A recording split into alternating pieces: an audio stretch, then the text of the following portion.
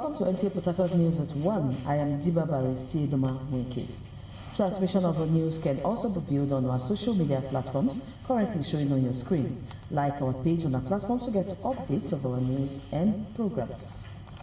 Be aware of your surroundings. Safety is everyone's responsibility. Welcome to the news.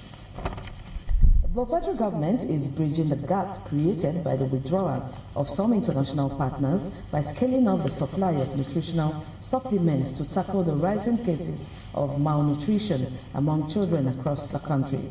The Minister of State for Humanitarian Affairs and Poverty Reduction, Dr. Yusuf Tanko Sununu, stated this while presenting consignments to nutritional centers at Gwadabawa and Bodinga General Hospitals in Sokoto State. Dalhatu Abdullahi reports.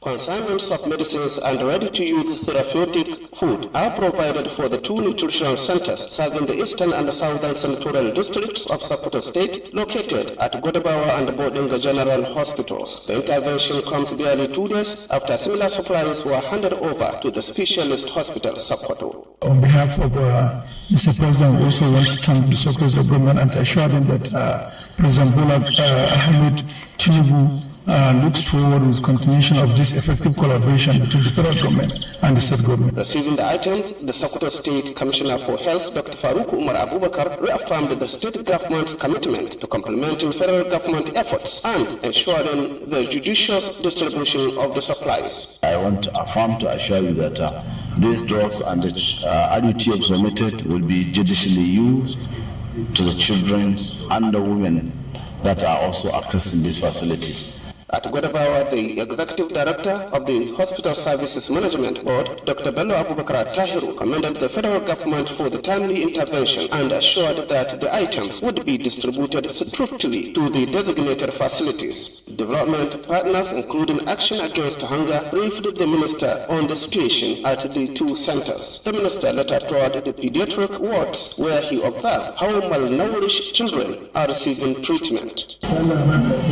In Sokoto, Dalhatu Abdullahi, NTA News. The National Agency for Food and Drug Administration and Control, NAFDAC, has refuted a publication circulating in some media outlets alleging the federal government directed the agency to suspend enforcement actions on sachet alcohol and alcoholic beverages packaged in PET bottles below 200 ml.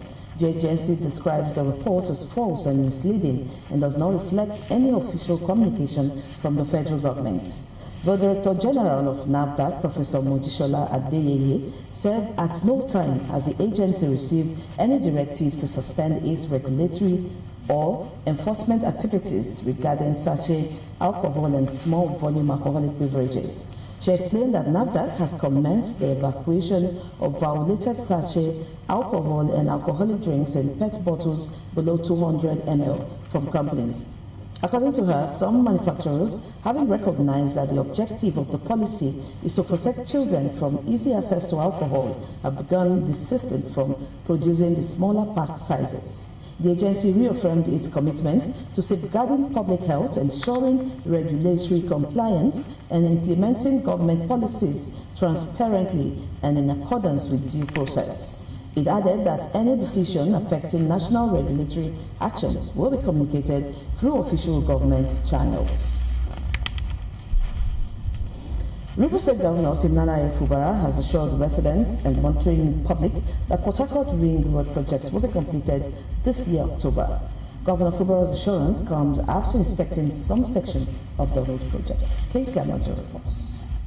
The over 50 kilometers Port Harcourt Ring Road traverses across 6 local government areas of the state. It is designed to help ease traffic congestion within Port Harcourt metropolis while also opening up the communities for rapid development. The governor, who inspected some sections of the road, said the contractor has given assurance to meeting the project timeline. Governor Fubara, on his part, gave assurance that notwithstanding the prevailing challenges in the state, his administration will continue to make funds available to ensure uninterrupted progress on the project, in line with his commitment to the people of Rivers State. In my assessment, what they need is the fund and from my own end is the push. I strongly believe that this promise that we made to our people will deliver in by October, God willing. This project is very important, considering the person who conceived it, my Honorable Minister. He had a very big vision. He believed that if I achieve this project at record time,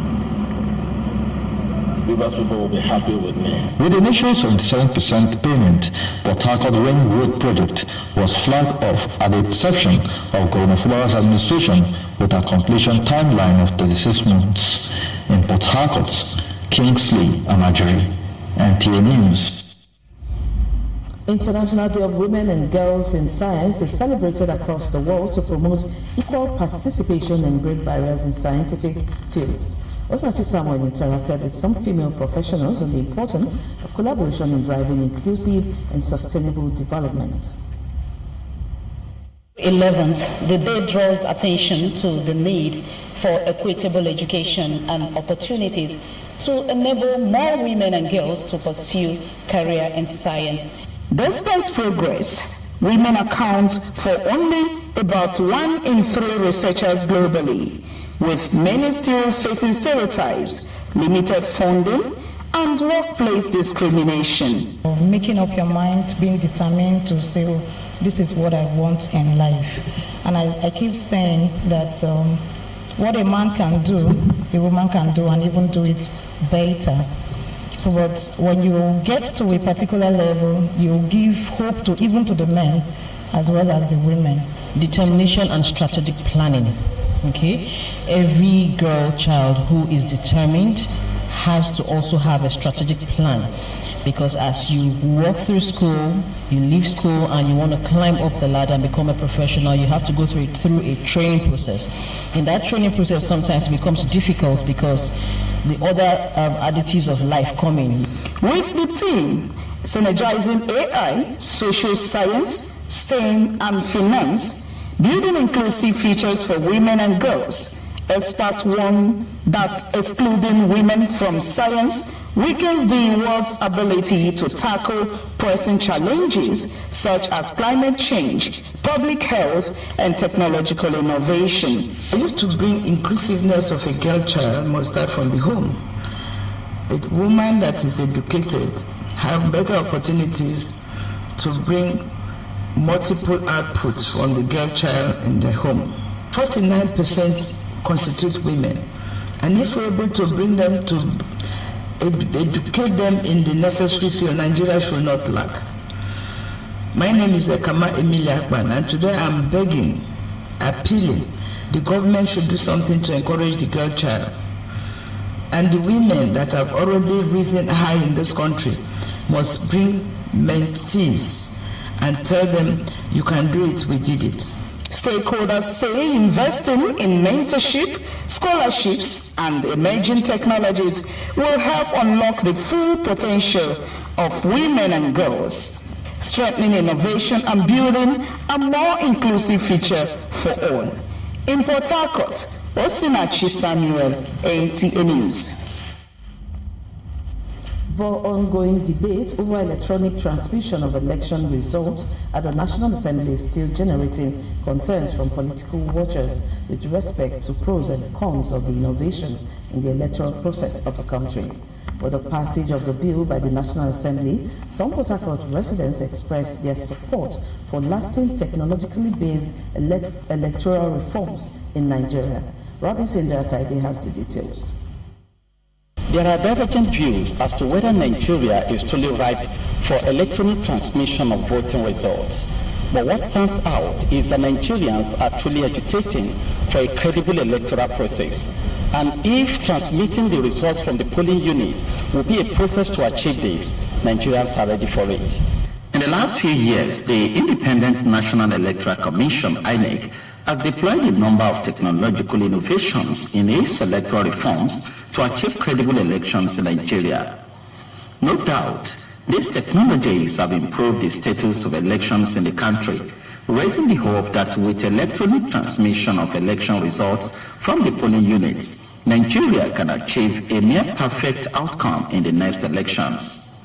The debate at the National Assembly, resulting in protests by some politicians and civil society organizations, is born out of this conviction. I wholeheartedly support electronic transmission of results, real-time transmission, because it is going to help us to reduce electoral fraud and manipulations. So when we have results sent from the polling unit directly to the INEC server, it will help us to have a credible system where leaders who emerge would be seen as leaders who are legitimately voted for. It's the norm for us to remove doubt and whatever concerning the process, the election exercise. It's right for us to have electronic transfer of results. There are, however, contrary views based on the fact that Nigeria has not attained a technological advancement to transmit results from the polling units, and the cost may be too much for INEC to bear, particularly with the changing climatic conditions in some parts of the Niger Delta. You see, when you want to do things like this, you must take at least 4 good years to train people. And how can you come now and tell us that in every polling unit that is over more than 10,000, you will transmit in 1 minute, in 1 day? It's not possible. Are you getting me? I thank the Senate because they have wisdom. If National Assembly is serious, laws could be created where we have proper cyber security. Firewalls will be built that will protect this system from being hacked. The agitation for a reformed electoral process based on technology is fundamental for the survival of democracy in Nigeria, and everyone is encouraged to support the government to achieve credible elections. In Port Harcourt, Robinson Daratede, NTA News. For strengthening regulations on security concerns and safety on the roads, especially during emergencies, the need to share information for swift response and enforcement of regulations to prohibit roadside parking by articulated vehicles have been emphasized. Ijomo Weke, who sought views from security experts and other relevant stakeholders in Port Harcourt, reports on their views on possible solutions to response delay during emergencies. Road accidents during festive periods and warnings from the authorities on drivers to maintain speed limits. Investigation revealed that heavy-duty trucks sometimes break down at critical junctions and on highways, while some are parked wrongly, thereby blocking roads and causing delay to response when there are emergencies. The first thing that usually causes delay might be failure to call on time. And having the emergency number, having the fire action noted, and also blockage, like traffic congestion, and those are the 2 major things that constitute delay. Ian Omo is the Sector Commander, Federal Road Safety Corps, Rivers State. Remove vehicles, trucks from the road. In fact, last year we have our data, over 70 broken down trucks were removed from the road. But the problem we have here in Rivers State, not in Rivers State, in other states, is lack of information. The FRSC Rivers State Commander is appealing to individuals to desist from filming and posting the scene of accidents. They should first try to rescue victims by administering first aid treatment through the means of cardiopulmonary resuscitation (CPR). This, he said, involves chest compression and rescue breaths to keep blood circulating and oxygen flowing to the brain and vital organs of the victims. And ensure that when you lay that person, you will kneel by the side of the person. Now, you place this your right hand. Take a measurement and make sure that your hand, this is your right hand, is on the center of the chest. And between 100 and 120 compression is recommended. CPR, like what? On emergencies. I'm not into that system now, so I won't do. CPR, criminal procedure rule. loud. Just like these days, somebody will fall, other people will be filming, then some people just move, and some people will think it's epilepsy. For residents of Port Harcourt, there are indications that many have limited knowledge of cardiopulmonary resuscitation, CPR. This highlights the need for relevant stakeholders to offer trainings on CPR to empower people on necessary skills to be able to offer effective response to emergencies. In Port Harcourt, Ijobu Gweke, NTA News. You're watching NTA Port Harcourt News at 1. There will be more reports right after the break. Don't go away.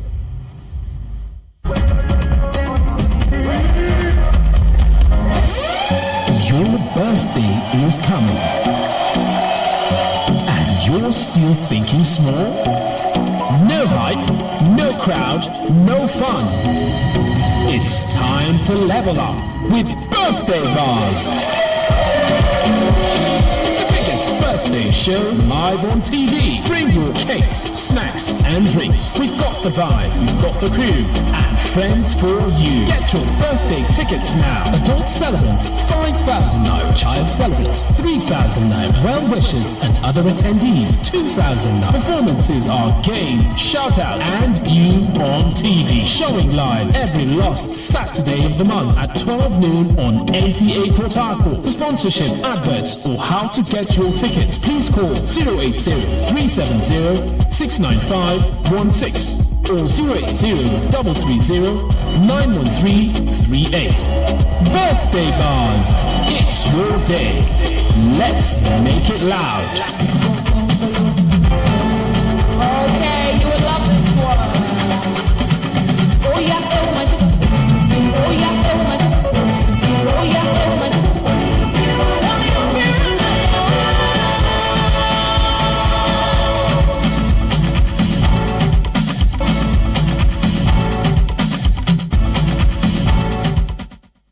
A brand new sunrise is about to brighten your mornings.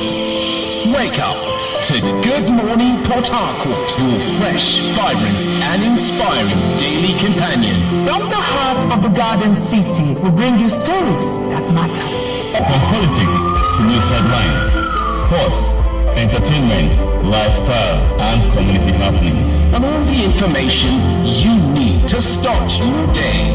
It's all coming your way from Mondays to Fridays, 6 a.m. to 7 a.m. Whether you're at home, at work, or on the move, make it a routine.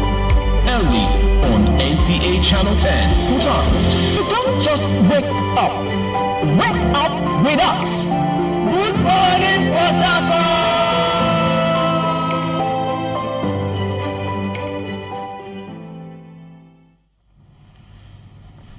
Welcome back. The National Identity Management Commission is set to commence world-level enrollment for the National Identification Number across the country. In a statement, the head of corporate communications at NIMC, Kayode Adegoke, says the exercise begins on February 16, 2026, in line with the presidential directive to take name registration to the grassroots.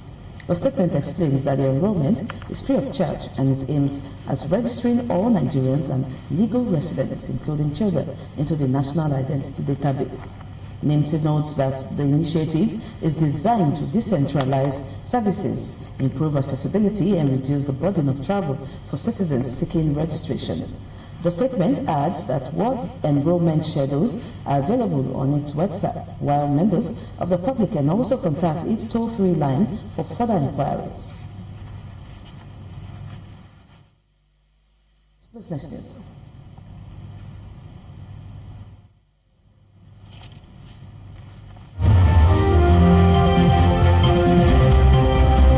Nigeria Central Bank has reopened access to official foreign exchange market for licensed bureau de change in a bid to boost dollar liquidity and ease pressure on parallel markets. Under the new framework, each BDC can purchase up to $150,000 weekly at prevailing market rates through authorized dealers banks, provided they comply with regulatory guidelines. The policy, announced in a circular signed by the Director of Trade and Exchange, Musa Nakoje, is expected to improve access to foreign currency for needs such as travel, school fees, and medical payments, while helping narrow the gap between official and black market rates. Meanwhile, the federal government says it plans to begin selling selected state-owned assets to private investors this year to attract capital and address its widening budget deficit. Finance Minister Wale Edun says details of the assets are still being finalized, with some transactions likely to be completed next year. Nigeria projects spending of about 58 trillion naira against expected revenue of 33.27 trillion, leaving a deficit estimated at 25 trillion naira.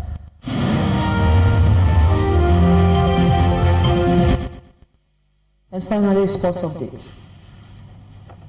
President of the Nigerian Football Federation, Ibrahim Gusau, has affirmed that Super Eagles head coach Eric Shaw remains fully committed to the national team, despite reports linking him with other countries. Gusau emphasized that Shaw, who guided Nigeria to a bronze medal finish at the African Cup of Nations in Morocco, is under contract with the NFF and is expected to honor the terms of his agreement. The key thing is that I know Coach Eric believes in Super Eagles, and he believes that he can achieve whatever he wants to achieve in his career when it comes to coaching, a profession, especially with the national team. In other news, Nigeria has commenced preparations for the second edition of the Africa School Games with the inauguration of the 28-member local organizing committee for Abuja 2027. Chairman of the National Sports Commission, Shehu Diko, who performed the inauguration at the Moshood Abiola National Stadium in Abuja, charged members of the committee to deliver a world-class tournament as the country prepares to host athletes from over 50 African countries. We looked at what has happened in Algeria, we looked at the mistakes they made, and all we want to do is leverage on it and do a much, much better job. Hosting these games is a judgment. It says that we believe in grassroots sports. It says that we believe in education. We must be a manufacturing, producing country in sports rather than a consuming one. And this competition will go that far to showcase that. In other news, the Nigerian Federation of American Football has been formally inaugurated as the official governing body responsible for the administration, promotion, and development of the sport across the country. The inauguration ceremony held on Tuesday, February 10th at the Moshood Abiola National Stadium in Abuja marks a significant turning point for American football in Nigeria. The move ushers in a new era of structured leadership and stability, bringing to an end a prolonged period of internal disputes within the federation. This means building solid institutional foundations, working closely with schools, universities, the military and the private sector. And we're excited about the fact that we can all work together to achieve that central goal of growing this sport in leaps and bounds and creating opportunities for everybody. Finally, Tottenham Hotspur sacked manager Thomas Frank following Tuesday's 2-1 home defeat to Newcastle, a result that leaves the club languishing in 16th place in the Premier League. Former boss Mauricio Pochettino, Oliver Glasner, Xabi Alonso, Marco Silva are reportedly among the leading contenders to become the club's next permanent manager. With Sports Update, Gift George, NTA News. And that's NTA News at 1, but just before we go, a quick reminder that you can watch our news streaming live on our social media handles currently showing on your screen. Like our page on Facebook to get updates of our news and programs. You can also watch all our news at NTA Port Harcourt on Star Times channel 103. Thank you for watching. Good afternoon.